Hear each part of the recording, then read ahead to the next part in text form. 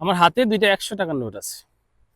এটা হচ্ছে মালয়েশিয়ার 100 টাকা, যা আজকের বাজার মূল্য বাংলাদেশি টাকায় 2550 টাকা।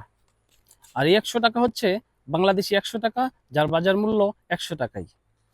আপনি যদি বাঙালি হন, আপনি যদি বাংলাদেশি হন, আর আপনি যদি প্রবাসী হন, তাহলে আপনার মূল্য হচ্ছে এই 100 টাকার সমান। আর বিদেশি পাসপোর্টধারী যারা আছে, যে দেশে আপনি আছেন, অন্যান্য দেশে, সে দেশের মানুষ, এক একজন মানুষ হচ্ছে এই 100 টাকা, যার মূল্য আপনার চেয়ে অনেক গুণ বেশি। আপনি যদি এই বাংলাদেশি একটা পাসপোর্টধারী হন, তাহলে আপনি ধরে নিতে পারেন আপনি পৃথিবীর যে কোনো জায়গায় যাবেন এই পাসপোর্টের কারণে, শুধু আপনার এই পাসপোর্টটার কারণে আপনি অনেক লাঞ্ছনা, বঞ্চনা, অবহেলার শিকার হবেন, শুধু এই পাসপোর্টটার কারণে।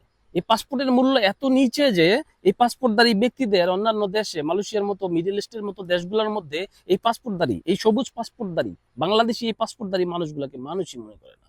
এরা এতটা নিচু মনে করে আমাদের শুধু এই পাসপোর্টটার কারণে। অথচ স্বাধীনতার এত বছর পরে এই পাসপোর্টটার মূল্য কিন্তু অনেক বেশি হইতে পারতো কিন্তু দুর্নীতিবাজরা যদি দুর্নীতি না করতো, দায়িত্বশীল ব্যক্তিরা যদি দায়িত্বে অবহেলা না করতো, তাহলে এই দেশটার এত উন্নতি হইতো যে আমরা পৃথিবীর মধ্যে এখন রোল মডেল হইতে পারতাম। রোল মডেল আমাদের ফলো করতো বিভিন্ন দেশ, পৃথিবীর অনেক দেশ আমাদের ফলো করতো। আমাদের এত সম্পদ আছে। হ্যাঁ, অন্যান্য দেশ তো তেলের খনি, সোনার খনি, এটা সেটা দিয়ে বড় লোক হয়, বড় হয়, দেশের উন্নয়ন করে। আমাদের যেটা আছে সেটা অতুলনীয়, সেটা পৃথিবীর আর কোথাও নাই। আমাদের যেটা আছে সেটা হচ্ছে জনসম্পদ।